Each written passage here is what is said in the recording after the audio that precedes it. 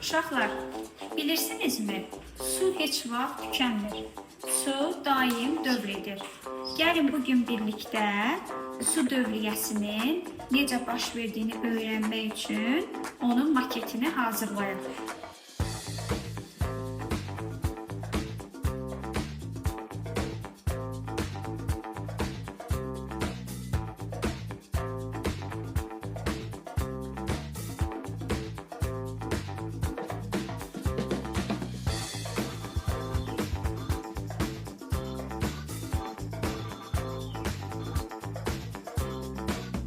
Günəş suyumuzu isidir və su buxarlanaraq yuxarı qalxır. Yuxarı qalxan su, buxar soyuyur və bulud əmələ gətirir. Daha sonra buludlarımız su ilə dolur, ağırlaşır və yağış yağmağa başlayır. Yağan yağış çaylara, torpağa və dənizlərə düşür.